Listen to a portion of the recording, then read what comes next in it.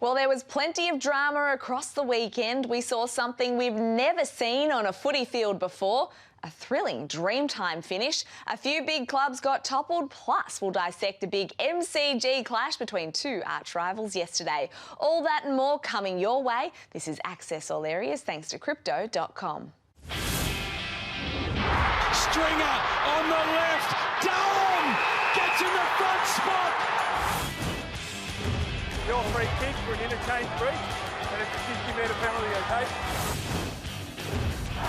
7 straight wins for Port Adelaide. Johnson!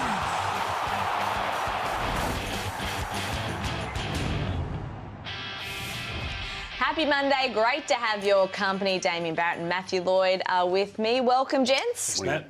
Let's start with the MCG. Collingwood and Carlton yesterday, and the Blues got jumped early and they never really troubled the Pies. Lloydie, are you concerned about them? Because they've now lost 5 of their last 6, and we've talked about them a lot, but it seems to be growing. Yeah, it looks about right where they sit on the ladder, 11th, to be honest, because I look at who they've lost to, the Crows, St Kilda, Brisbane, the Western Bulldogs and Collingwood in the last 6 weeks, Damo. And West Coast being the only win in that inside that time frame. Yeah, and then there's nothing convincing. There's nothing that gives you any confidence about what they're doing. Nothing's improving in that period of time. So, yeah, it's really concerning for where they're at. And you look at individuals, we were talking just off-air, Dame, apart from Charlie Curnow, you can't really name anybody who's travelling that well. And he's just such a good talent. He'll play well in any side, but there's not many others who are going well under Boss's coaching. No, I'd agree, Lloydie. And leadership's clearly an issue. And while Paddy Cripps has got a Brownlow next to his name, he's not playing to the Brownlow levels this season. And interesting exchange he had with his coach, Michael Voss, yesterday during the game, Lloydie, which I want you to take you through. Now, I actually quite like the passion shown in this. This is Voss before he leaves the box and goes down. And I'm more for these hard chats that go on during games. Others have different views on it. But the frustrations are building. And look, we're not going to try and even attempt to know what was being said there. But this is a footy club right now that is sliding out of the contention. Yeah, there's frustration from the coach towards the players there and them not executing. But I like the courage of the player to go... He has his version of events of why things aren't happening, so that just probably says a lot. That's a good discussion between coach and captain, but says a lot around how things aren't gelling at Carlton. Is it the game plan that's the issue here? Like, are you questioning effort, intensity and the like? For me, I think, yeah, it's system. The system isn't there and they're being exposed. Like, I gave them no chance whatsoever yesterday against Collingwood, who are so well organised, so well drilled, and it was over within 20 minutes of that game. When you say it's system, again, it's hard to argue, but there's also skill errors, Lloydie, that aren't on the coach's head. And missing targets from as few as 15 metres away, as they regularly have done this year and did again yesterday, that's player-driven, not coach. That is true, but if you haven't got a great system or style, that brings upon... Poor skill errors and poor decision making because players aren't flowing. There's nothing gelling. You're kicking long down the line a lot. You're kicking sideways. Whereas Collingwood just keep moving the ball forward and their chaos type mistakes with the balls moving 50 metres forward. So you can't tell me like, John, here's some of the mistakes of Carlton here. There's just panic. There's just nothing down the line to kick to, so in the end you'd end up just coughing the ball up in that fashion. That's a pressure turnover. So full credit to Collingwood. Let's talk about Collingwood. Isn't that a mistake of Silvani which started this stream at the same time? And it was enormous pressure from Collingwood. And then they just get... There's no... Like, they talk about... We don't really have a game style moving forward. They just allow Collingwood to play the game and be bold with this. So... They just are in sync, pressure on one side of the ground and then open the opposition on the other side of the ground. So it's such great footy to watch. That is beautiful to watch, isn't it? I mean, it's just scintillating football and it's you can't get enough of it. It comes in different forms every week with this footy club. And we just saw Darcy Moore start this latest chain, and we'll talk about him in a moment. But just as we do watch the last throws of this passage of play, Lauder, who from Carlton, though, is going to take over their issues and lead from the front? Because... Paddy, I don't want to be too critical on Cripps, but he's yet to show that he's got that type of leader. Well, we saw what we're about to talk about Darcy Moore, but where's Jacob Wiedering been? Like, how poor was McGovern yesterday. So Sam Walsh has been back for 3 or 4 weeks, but well off his standards. I could name a lot of others too. Curno's, I think, the only one you give a pass. Harry Mackay, Yeah. Just the list goes on and on of players. Adam Sard hasn't been great. Doherty's dropped off a little bit, so it's across the board. I mean, we talk about leadership. Pies skipper in Darcy Moore was incredible. He broke the intercept marks record yesterday, had 11 to go with his 25 touches and 9 spoils. In saying that, I was there and it felt like the Blues just kept kicking straight to him, made it easy for him to pick it off. Well, I think that he just reads it so well. Like, I remember Brian Lake was probably the hardest I ever played on for making you feel small as a forward, because he marked the footy so well, he read it so well. Both of these guys were forwards, Lake and Moore, as juniors, and they play as like forwards in defence. So he plays like 3 players back there in defence, the way he covers ground and can read the ball in the air. That's your All-Australian captain right there, Nat. He's done enough. I know it's only around 10, but he just needs to maintain form for that to be, I think, the rightful status he'll have at the end of the year. So from the Flag Pies, who are on top of the ladder, to the bottom of the ladder now, and just when we thought it couldn't get worse for West Coast, they lose to Hawthorn by 116 points. It was ugly. I don't think any of us saw this coming, Damo. The coach called it unacceptable, and you believe it is a new low for the Eagles. I do know. They've been in the AFL system for 37 seasons. They've had a myriad of problems within that time frame, but never as uncompetitive as they are there. And those numbers on that screen there, and I think that arguably the most pertinent part of that, Lloydie, is the bottom line. They were playing the team ranked 18th in this season in that match. The inside 50s was 70 to 29. So it just shows the gap between what Hawthorn were yesterday and the West Coast Eagles. And, I saw it within 10 minutes, Nat. I thought they looked non-competitive. The way Hawthorn were opening them up with their ball movement. I mean, you do feel for them, though, because they have been savaged by injury. Like, we can't, take that away from them. They're missing so many players. Like, they can barely field a waffle team. But when you do have experienced players that are making some mistakes as well, Lloydie, it's not great. Yeah, we touched on Carlton earlier, but this is Gaff. You want to see players challenge the team defence. So go forward, take the ball forward. And there's 2 players. He just hits that and they're having a shot for goal, but it's become very, very safe. He's become just a journeyman type footballer with the way he's playing safe football versus the hard gut running forward. But probably says a lot about his team. Here's another one. Take the corridor on, move the ball forward, challenge the Hawthorn defence. That's the kick Hawthorn wanted him to take. And this is Dom Sheed. This is footy back in the 80s and 90s where you just hack the ball forward. Yeah. You chain that out by hand, but that's Dom Sheed that did that twice yesterday as well. And Nat, I get what you're saying about the injuries, and it has to be part of any conversation you have about the Eagles in 2023. But they've chosen to retain a lot of older, grand players historically at that footy club, and they can't get on the park. And yesterday there were only 2 of their 2018 premiership team there, despite the desperation to re-sign them over the journey. And that's their problem. They haven't bottomed out yet. That's the other issue. As bad as that was yesterday, it's still going to get worse. Well, do you think Adam Simpson is the man that would want to take him forward in terms of another rebuild? Does he have it in him? No, I don't think he does. I don't think he'll be exited within this season, but the fact he's got 2 years beyond this season on a contract, I'd be staggered if he's still there at the end of the 2. And I think the club itself, at board level down, administration level, that they were once so ruthless that they wouldn't tolerate anything like what led up to yesterday, and then it crescendos as it did yesterday. And there's now no choice but to drastically make change. What would be... do they get paid out a term, or is it for Adam Simpson the whole 2 years, you think? Well, there's really only a 6-month payout clause now, Lloydie. Now, again, each individual coach can have a different contract, and I'm not privy to Adam Simpson's, but I would imagine being a premiership coach and also a grand final appearance on top of that grand final win, I'd imagine they'd look after him. Money in that area of the game is not an issue for the Eagles. Well, yesterday we witnessed the return of the King, and I'm not talking about Aragon, I'm talking about Max King and what a difference he made to the Saints lineup. 12-point win over the Giants, and Lloydie, he kicked 4 goals. Yeah, Buckley tried hard, but he's just too big, absolutely too big for anyone who tried to play on him. And great return. First, I said it's difficult for a key forward because you can lose your touch and timing, but he had it from game 1. The challenge will be from this point on. He'll be so sore. First AFL game since last year. So next week will be even harder. But is it the Hawks? Your Hawks, Nat? Yes. So I don't see any matchup. Anyone who's big enough to go with Max King this weekend. That's unfortunate. Just great. Just let's hope he can get some luck now.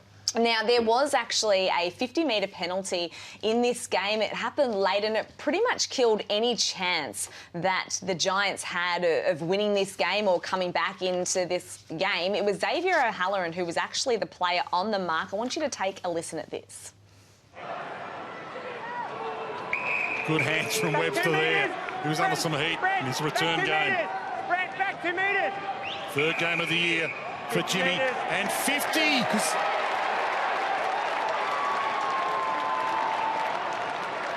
Clearly, Xavier O'Halloran's not Brent Daniels, Nat, but he had clearly encroached the mark and maybe... Probably should have moved back while anyway. His name's not what he was called, Yep. I think he probably should have had an awareness to get back. But the game probably was lost prior to that moment, but it didn't help. And Adam Kingsley's frustrations grow by the week, don't they? Yeah, they do.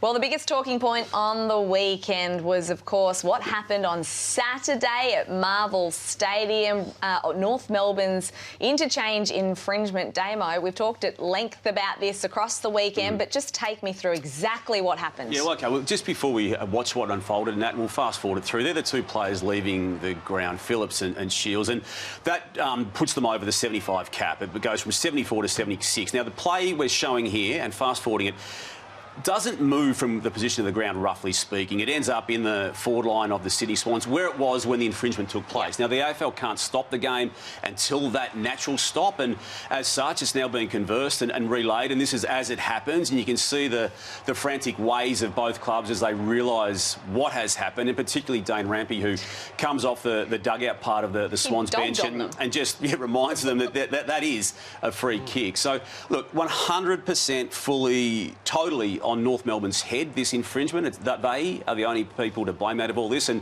here's the 77th, Matt. There's been some narrative about this. Yeah. This had to be executed to effectively void the breach, and that's to allow Shields to come back on. And that's almost got nothing to do with what actually happened. It's not a further breach. It's just part of clearing up or voiding what had happened to that point in time. Had to reverse it, I guess, in that way. And just for those who aren't fully across this, that the free kick being paid where it was, that's the rule. Had the ball been in North Melbourne's forward line, it would have been a free kick plus 50 metres from the point of the ball. And it was just fortunate for the Swans, really bad luck for North Melbourne. The ball was already in the Swans' forward line.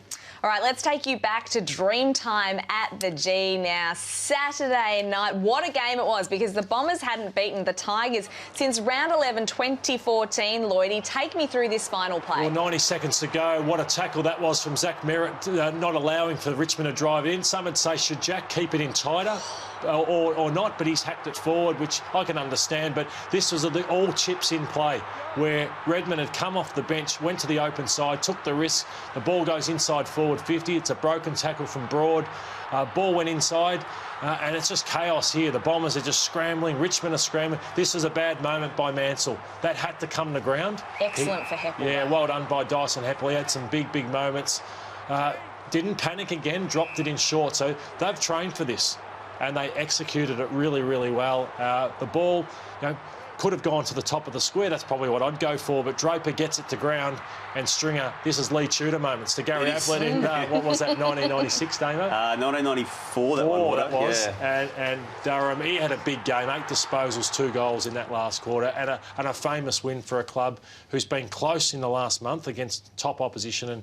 And they've now got North Melbourne and West Coast, or West Coast and North Melbourne the next 2 weeks, so it sets them up really nicely with those 4 points. And they play each of those sides twice. Yes. I love Brad Scott's emotion in the coach's box after the game.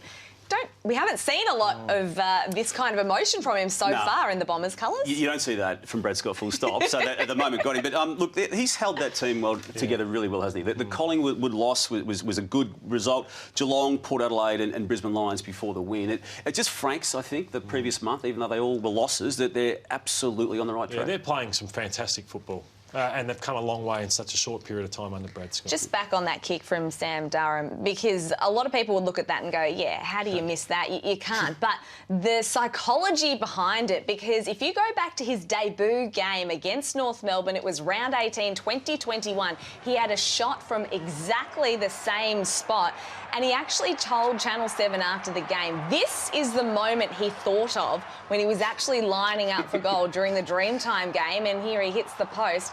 That's a lot to be carrying with you, Lloydie, for pretty much 2 years It straight. is, and the moment you think like that, you normally do miss. So he's done well to split the middle on Saturday night. That's why his teammates were telling him to slow it down, soak up the full 30 seconds, which would have effectively killed the game off, but there was still 10 seconds left. Nah, he just wanted to get the kick over and done with. Now, one side that has started to find some momentum is Wallyallup, and the Dockers have now won 3 in a row, and all 3 games they've scored over 100 points. Lloydie, we were so critical of their ball movement earlier in the season. What do you make of it now? Oh, it's exciting. You can hear the roar of the crowd, like even enjoying watching this type of football. Like, you know, they've been a dour type team for a long time, haven't they? And I often talk about Matty Pavlich. Like, they've been crying out for someone to excite them, and because they haven't got that player, like Amos will be fine, Amiss over time, but you know, Luke Jackson's playing a role.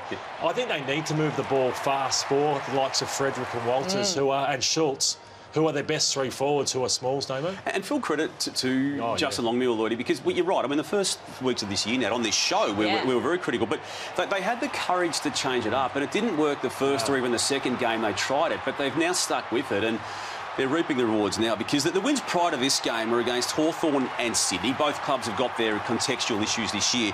Geelong also, but at the same time, it's a good quality opponent, and it's the best of the 3 wins they've had in a row, and all matches resulting in 100+ points for the Dockers. Hawthorn seem to be playing most teams into some kind of form Except now. West Coast. Exactly. So the highlight for me, though, from round 10 was the performance of Zach Butters on Friday night. Damo, tricky conditions. It was wet, and he was playing like it was the driest day. His skill's incredible. Have you seen a more dominant individual midfield performance this year? Not this year. No, I think Zach Merritt had a really good game the night after this, but this was the standout performance of round 10. To me, it's the standout individual performance. I think Jeremy Cameron had a couple of games early in the year, Lordo, which are in that conversation, but this to me is the clear one. And remember the Judd breakout game when he kicked the 5 goals against Brisbane Lions? Now, he'd played good games before that, as Zach Butters had done before Friday night, but I reckon we'll look back on this as, remember that game that Zach Butters played against Melbourne on Friday night to help his team continue its surge through this 2023 season. What a big goal. You know, big goals are kicked too. You know,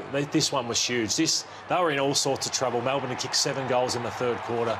He's kicked that goal, gave them a bit of momentum, but 41 disposals, 2 goals. He talks about fast feet, and he was too quick against the big power midfielders of Melbourne. Is he in the Brownlow conversation? Oh, he'll poll a lot. Rosie will take some votes off him, but there's not too many others that will. He might have 3 best on grounds, like clear best on grounds, and I reckon there's 2 or 3 other games he's going to be in the mix already. So, yeah, good start to... Now, just on that game at Adelaide Oval, Clayton Oliver's quick hands look to be a focus of the umpires for part of this game. He was pinged twice for throws, and there were a couple of others that were line ball. What do you make of this, Damo?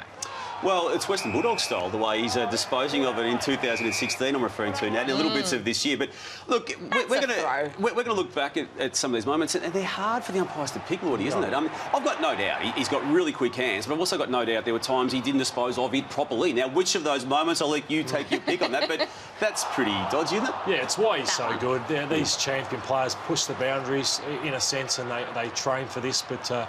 what a big loss he's got to be. Yeah, with the hamstring that he sustained. But I think it's right the game's put him on watch and on notice out of what he did with that. But, yeah, you're right, the 4 weeks probably with the hamstring that he sustained. We'll learn more today on that officially. Are you worried about the D's? Yeah, I think they're winning games, but they're nowhere near, like, to me, playing the football that Brisbane or Collingwood are, or Port Adelaide even.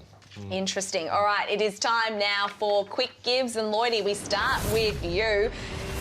Can the Power win the flag? I'm going to say... I said no a week ago, but I'm going to say yes. There's no reason why they can't with the way they're playing. Yep. Like it. To you, Damo, is there a risk we won't see Alistair Clarkson back at the Kangas this season? No, I believe Nat, Lloydie, it's only my opinion, that he'll be back inside a month to 5 weeks. Nat, to you, will we see all 18 clubs use their traditional Indigenous names in Sir Doug Nicholls' round next year? Yeah, I hope so. And the D's have led the way in this space. I think it's fantastic. You've got the theme songs that have been re-recorded in different languages as well. And just for people on social, don't at me about this, because there's been so much of that crap in the last week on social media, and I'm sick of it. I'm glad you've called that out, actually. I mean, there's no issue for 2 weeks of a year doing this. And if we don't start the conversation on so many topics, we'll never have the conversation. So get over it, or just get out of the game. Thank you very much. Damo, should George Wardlaw play every game from now on for the Kangas, and should Harry Sheasel be used in the mid-forward role for the rest of the season? Yes and yes. Ooh. Just let them get through their lulls in form that they will no doubt have as first-year players. But what you saw in that round of footy just played is the future of North, and you may as well see it every week in those roles now, Nat. Lloydie, are you worried about the Cats, or are they just missing too many players? They are missing too many players, but I am worried about them. I think that they've lost 5 games already this year. They only lost 4 for the season last year, so they're going to have to win this flag from outside the top 4, which is very, very difficult to do. And I'll ask you both this question. Did the Suns do enough in your eyes in the Q clash the Lions took until the last quarter? No, they never do in games that are there to you'd win. say And that. well, 6 goals to 1 in the last quarter. Yeah, Nat. I know. They got blown away, and disappointed again. Yeah, I agree. All right, don't forget to put your tips in for the AFL's official tipping competition. Thanks to Crypto.com, some bold tips ahead of round 12. They could end up being Braves, Swans and Carlton. You're giving Carlton another chance. Oh, my God, please don't. I jumped off them last week, but I'm going to jump back on them for the Swans. Yeah, for this Swans game, so Wow. they're back on. Lloydie. I've been off them, but the Swans are going that bad. I'm going to go Carlton this week. Oh, my goodness, the two of you. All right, we'll look to see what happens. Crows, Lions. Damo. Crows 5-5, despite going okay. Lions for me in that one. Yeah, Lions. Yep, Lions for mine. All right, time now for our Crypto Brave play, and it has to go to this youngster down in Ballarat. It was about 4 degrees down there, and he was part of the pre-game Indigenous ceremony and stood out there exposed to the elements for about 40 minutes. Now, I love this from Marcus Bontempelli. You can see him just there, and he comes and Jamara over. as well. Yeah, just says, oh my gosh, just rubs him on the back, trying to warm him up somewhat. But gosh, It's hard enough playing footy in short sleeves at that venue, Nat, let alone standing around for 45 minutes before the game. would have been out there for 2 minutes with that kit on and had to go and 1 minute. And finally today, I think this dad won't be taking his young son to the footy anymore. This kid, he's a young Tigers fan, but he didn't read Is the he, though? room. Is he? Is he a closeted Essendon fan, Lloydie? Look at this. Lloydie, we work with Nathan Brown, who once celebrated a draw when the Tigers were at level score. So I think he's just making the same mistake as a Richmond person. I think he's just seen the light that maybe Richmond isn't the team to go for, and it's the Dons. Wouldn't have thought so. That is all we have time for on Access All Areas. Thank you so much for joining us. Enjoy the rest of your week.